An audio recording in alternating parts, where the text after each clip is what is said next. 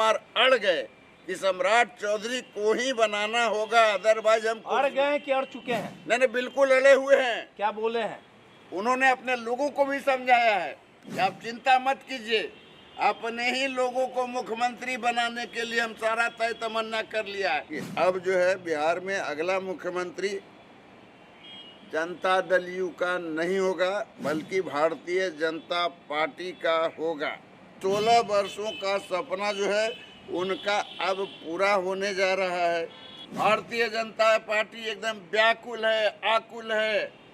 एक बार सम्राट चौधरी ने कहा था कि व्याकुल मत होइए, लेकिन आज आप विडंबना देखिए कि अभी जो मुख्यमंत्री की रेस में, लेकिन Holi depend on mister Nitish Kumar when he resign from CM. तो अब देखना होगा कि नीतीश जी क्या करते हैं। बिहार की राजनीति, बिहार की सियासत में आखिरकार नीतीश युग का अंत हुआ। बिहार के मुख्यमंत्री नीतीश कुमार ने बिहार विधान परिषद की सदस्यता से इस्तीफा दिया। उनका इस्तीफा लेके उनके खास दूत एमएलसी संजय गांधी और मंत्री विजय चौधरी बिहार विधान परिषद पहुंचे और बिहार विधान परिषद के सभापति को इस्तीफा सौंपा। और वहीं जो बीजेपी के राष्ट्रीय अध्यक्ष नितिन नवीन ने भी इस्तीफा दिया। और इस पूरे इस्तीफे के बाद कुछ दिनों के बाद आखिर बिहार में मुख्यमंत्री का चेहरा कौन होगा, क्या कुछ सियासत की खिचड़ी पकेगी और बिहार की बागडोर, बिहार की कमान किनके हाथों में होगी, इन तमाम मुद्दों पे बात करने के लिए हमारे साथ वरिष्ठ पत्रकार संजय वर्मा जी हैं। सर, किस प्रकार से आखिरकार जो कयास लगाए जा रहे थे उस पर मुहर लगी? बिहार के मुख्यमंत्री नीतीश कुमार जब इस्तीफे पे हस्ताक्षर कर रहे होंगे तो काफ़ी भावुक हो गए होंगे। 20 सालों का लगाव, 20 सालों तक उनकी कमान, ऐसे तो 6 महीने तक वो बिहार के मुख्यमंत्री बने रहेंगे। लगातार राज्यसभा के सांसद जो हैं वो निर्वाचित भी हो गए हैं। जो प्रक्रिया थी आखिरकार उन्होंने उसे पूरी की, जो क्राइटेरिया थी। आखिर अब आगे बिहार किसके हाथों में जा रहा है और सियासत में कौन बड़ा चेहरा यानी बिहार का मुखिया बनने जा रहा है? देखिए, इस्तीफा तो कोई अप्रत्याशित थी नहीं। जब राज्यसभा में उन्होंने इच्छा जाहिर की थी जाने की और उसके बाद उन्होंने पर्चा भरा और तो उसके बाद वो जो है राज्यसभा के सदस्य निर्वाचित हो गए। उसके बाद जो प्रक्रिया थी, एक साथ दोनों सदन का कोई भी सदस्य नहीं रह सकता, तो 14 दिनों के अंदर उनको जो है विधान परिषद का इस्तीफा देना था और उन्होंने कल इस्तीफा दिया। अब आपने कहा काफ़ी भावुक हुए होंगे। निश्चित तौर पर बिहार से उनका लगाव जो है वो सदा बना रहेगा। अभी वो मुख्यमंत्री के तौर पर पिछले 20-21 वर्षों से बिहार में जो कुछ कर रहे हैं उधर हुई तो बिहार के लगाव को वो अचानक जो है उसको कैसे, उनके लिए बड़ा त्याग पत्र, उनके लिए बड़ा ही कठिन मतलब कह सकते हैं और बड़ा ही भावुक क्षण होगा। तो नीतीश कुमार ने इस्तीफा दिया। अब आपने कहा कि इस्तीफा के बाद बिहार की राजनीति में क्या होगा, तो यह तो आपको पता ही है कि अब जो है बिहार में अगला मुख्यमंत्री जनता दल यू का नहीं होगा, बल्कि भारतीय जनता पार्टी का होगा। भारतीय जनता पार्टी का जो सपना था हिंदी प्रदेश में, उत्तर प्रदेश के बाद बिहार में अपना मुख्यमंत्री बनाने का वो जो उनका प्रयास था, वो पिछले 16 वर्ष से लगातार कर रहे थे। वो नीतीश कुमार के साथ रहते हुए भी कर रहे थे और नीतीश कुमार के विरोध में रहते हुए भी कर रहे थे। तो 16 वर्षों का सपना जो है उनका अब पूरा होने जा रहा है। अब यह जो प्रक्रिया है आगे बढ़ेगी, लेकिन सब कुछ डिपेंड करता है नीतीश कुमार के अगले कदम पर। पहले तो वो राज्यसभा सदस्य के तौर पर 14 तारीख को वो शपथ लेंगे और उसी दिन खरमास भी, बिहार में जो कहा जाता है कि खरमास में कोई काम नहीं होता है, तो खरमास के बाद ही मानिए, खरमास के बाद मुख्यमंत्री पद का भी त्याग कर सकते हैं, इस्तीफा दे सकते हैं, ये भी चर्चाएं हैं। देखिए, खरमास के बाद मुख्यमंत्री त्याग पत्र देंगे या नहीं देंगे ये अलग विषय है, लेकिन जिन परिस्थितियों में राजनीति में जो चर्चाएं आम है कि भारतीय जनता पार्टी ने अपना मुख्यमंत्री बनाने के लिए यह सब जो गेम प्लान किया, तो भाजपा जरूर चाहेगी कि जल्द से जल्द सत्ता का हस्तांतरण हो खरमास के बाद इस्तीफा दे, तुरंत बिहार के मुख्यमंत्री के चेहरे के तौर पे बीजेपी का चेहरा प्रस्तुत हो। ज्यादा लंबा इंतजार के मूड में नहीं है बीजेपी। भारतीय जनता पार्टी एकदम व्याकुल है, आकुल है। एक बार सम्राट चौधरी ने कहा था कि व्याकुल मत होइए, लेकिन आज आप विडंबना देखिए कि अभी जो मुख्यमंत्री की रेस में मतलब राज्यसभा नीतीश कुमार गए कि नहीं, उनकी चर्चा पिछले 1 महीने से एक तरफा चर्चा हो रही है कि बिहार के अगले मुख्यमंत्री होंगे। तो जो व्याकुलता की बात है, तो जो भाजपा के अंदर वो तो जगजाहिर है। वो तो जल्द से जल्द अपना सत्ता जो है अपने हाथों में लेना चाहती है और अपने पार्टी का मुख्यमंत्री बनाना चाहती है, इसमें दो राय नहीं है। लेकिन Holi depend on mister Nitish Kumar when he resign from CM. तो अब देखना होगा कि नीतीश जी क्या करते हैं। अब उनके जो मंत्री है वो तो कहते हैं कि इन सब के बावजूद 6 महीने वो मुख्यमंत्री रह सकते हैं। संजय झा हो, श्रवण कुमार हो, पिछले दिनों उन्होंने क्या कहा कि सब कुछ के बावजूद नीतीश कुमार 6 महीने मुख्यमंत्री रह सकते हैं।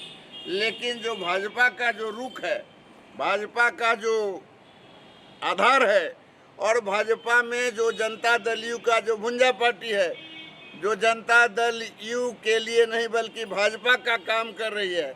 आपने देखा किस तरह से नीतीश कुमार राज्यसभा गए, तो भुंजा पार्टी भी सक्रिय रहेगी उस मामले में और भुंजा पार्टी भी चाहेगी कि नीतीश कुमार जल्दी से जल्दी जो है रिजाइन कर दें ताकि भाजपा का मुख्यमंत्री बैठ जाए जितना जल्दी हो सके। लेकिन बिहार की सियासत राजनीति में इस तरह की चर्चाएं हैं कि नीतीश कुमार भले ही दिल्ली का रुख करेंगे, लेकिन वो चाहेंगे कि बिहार का मुख्यमंत्री जो है वो एक ऐसा चेहरा बने जो नीतीश कुमार से उनका संबंध, उनका व्यवहार और उनकी जो बातचीत है वो अच्छे तरीके से हो। तो आखिर नीतीश कुमार किनको बिहार के मुख्यमंत्री के तौर पे, बीजेपी के चेहरे के तौर पे किसे देखना चाहिए? देखिए, अभी तक जो सब कुछ उभर कर आया है बिहार के अंदर, नीतीश कुमार ने अपनी समृद्धि यात्रा शुरू भी की और अंत भी की और उनके साथ साए की तरह बिहार के गृह मंत्री सम्राट चौधरी लगे रहे और हर सभा में सम्राट चौधरी को उन्होंने एक तरह से अगला मुख्यमंत्री होने का संकेत दिया और जनता से आशीर्वाद मांगा। तो निश्चित तौर पर अगर नीतीश कुमार की चली, अगर नीतीश कुमार की बात बनी तो सम्राट चौधरी को बिहार में मुख्यमंत्री बनने से कोई नहीं रोक सकता है। भारतीय जनता पार्टी के बारे में कहा जाता है चौंकाने वाला वो फैसला लेती है, लेकिन वो जो चौंकाने वाला फैसला लेगी तो आपको मैं बता दूं कि भारतीय जनता पार्टी के किसी नेता ने ये नहीं कहा है कि भाजपा का सीएम होगा और जो ये मीटिंग होगी तो तय होगा, ऐसा कुछ उन्होंने क्लॉज नहीं दिया। लेकिन भाजपा का ये ट्रैक रिकॉर्ड भी रहा है कि भाजपा, अगर नीतीश कुमार का ये ट्रैक रिकॉर्ड रहा है, भाजपा ये भ्रम पाली होगी, शायद सम्राट चौधरी हो या कोई भी रेस में चल रहा हो बिहार के मुख्यमंत्री के चेहरे के तौर पे, कि नीतीश कुमार तेजस्वी को भी आगे किए थे, कहे थे कि बिहार की बागडोर अब हमारे भतीजा के ही हाथ में है। इसी तरह समृद्धि यात्रा के दौरान खुले मंच पे सम्राट चौधरी को भी आगे किया गया। लेकिन राह इतनी आसान नहीं है सम्राट चौधरी की, क्योंकि आरएसएस और भारतीय जनता पार्टी जब तक दोनों में बने ना, दोनों की राय एक ना हो, तब तक किसी को बिहार का मुख्यमंत्री नहीं बनाया जा सकता। आरएसएस चाहती है प्रेम कुमार, क्योंकि आरएसएस का उनका लगाव रहा है, अधिक दिनों तक, अधिक सालों तक आरएसएस में काम करते नजर आए, आरएसएस की पहली पसंद है। और वहीं अमित शाह भी चाहते हैं कि अगर जो भी बिहार का मुख्यमंत्री बने वो उनका अपना आदमी बैठे। जैसे आप सम्राट चौधरी का नाम ले लीजिए, नित्यानंद राय का नाम ले लीजिए, ये तमाम जो लोग हैं जो अमित शाह के लोग कहे जाते हैं, अमित शाह के इशारों पे काम करते हैं, तो सबसे ऊपर लेवल पर सम्राट चौधरी का भी नाम चल रहा है। तो आखिर कैसे जो आरएसएस और बीजेपी में बन पाएगी? देखिए, मैं आपको आसाम की ओर ले जाता हूँ। असम के मुख्यमंत्री के तौर पर हिमंत बिस्वा शर्मा हैं, जो मोदी, शाह और संपूर्ण भाजपा के नाक के बाल हैं और वो पिछले 1 दशक से यानी 2 बार से असम में मुख्यमंत्री हैं। क्या वो आरएसएस के हैं? क्या वो भारतीय जनता पार्टी के हैं? क्या वो एबीवीपी के हैं? वो तो कांग्रेसी थे। तो जब वहाँ असम में आपने कांग्रेसी मुख्यमंत्री बनाया तो बिहार के अंदर ये जो है आप लागू करने की बात कर रहे हैं या सोचने की बात कर रहे हैं, तो मुझको नहीं लगता है। बिहार भी असम की राह पर है, वहाँ भी कांग्रेस से आए मुख्यमंत्री बनाए गए 10 साल से। और यहाँ सम्राट चौधरी का जहाँ तक सवाल है, तो पार्टी में तो लोग आते हैं जाते हैं और तुरंत में उनको उनके हिसाब से पद मिल जाता है। तो यहाँ आरएसएस या भाजपा जो भी टांग अड़ाएगी, लेकिन देखना ये होगा कि सम्राट चौधरी के लिए नीतीश कुमार अपना वीटो लगाते हैं या नहीं लगाते हैं। अगर नीतीश कुमार अड़ गए कि सम्राट चौधरी को ही बनाना होगा, अदरवाइज हम अड़ गए कि अड़ चुके हैं? नहीं, बिल्कुल अड़े हुए हैं। क्या बोले हैं? उन्होंने अपने लोगों को भी समझाया है कि आप चिंता मत कीजिए, अपने ही लोगों को मुख्यमंत्री बनाने के लिए हम सारा तय तमन्ना कर लिया है। उनका इशारा था अपने लोगों, मतलब उनका जो लवकुश समाज के जो लोग थे, कार्यकर्ता थे, पदाधिकारी थे, जब वो रिजाइन करने जा रहे थे तो बिलख करके लोगों ने कहा था कि आपके बाद कौन। तो नीतीश कुमार ने तसल्ली देकर कहा था कि आपके ही लोग बनाए जाएंगे, और उसमें संकेत साफ था कि वो सम्राट चौधरी को अगला मुख्यमंत्री बनाना चाहते हैं, उनकी पहली पसंद है। और जहाँ तक आपने कहा कि नीतीश कुमार चाहेंगे कि हमारे साथ समन्वय हो, तो वो समन्वय गृह मंत्री के तौर पर और मुख्यमंत्री के तौर पर नीतीश कुमार और सम्राट चौधरी में जो अंडरस्टैंडिंग होती है, म्यूचुअल अंडरस्टैंडिंग, और बेहतर म्यूचुअल अंडरस्टैंडिंग लगातार देखा गया है। इसलिए सम्राट चौधरी का पलड़ा भारी इसलिए है कि नीतीश कुमार ने उस बात का वीटो लगा दिया है कि मैं कुर्सी छोड़ूंगा, लेकिन मेरे मन का मुख्यमंत्री बनना चाहिए, नहीं तब्बे होगा। बिल्कुल उन्होंने वीटो लगा दिया है, उन्होंने कह दिया है साफ। और ये जो आप देख रहे हैं राजनीति में कि सभी चीज़ें स्मूथली नहीं चल रही है। अगर सम्राट चौधरी की बात कर ले तो उनमें कोई कमी तो है नहीं। वो पार्टी में आए प्रदेश अध्यक्ष के तौर पर, उन्होंने पार्टी को एक नई ऊंचाई दी, एक पहचान दी। मंत्री के तौर पर भी वो अच्छा परफॉर्मेंस किए। आपने नित्यानंद राय का नाम लिया। नित्यानंद राय होम मिनिस्टर, गृह मंत्री के अंदर में जो है होम राज्य मंत्री हैं।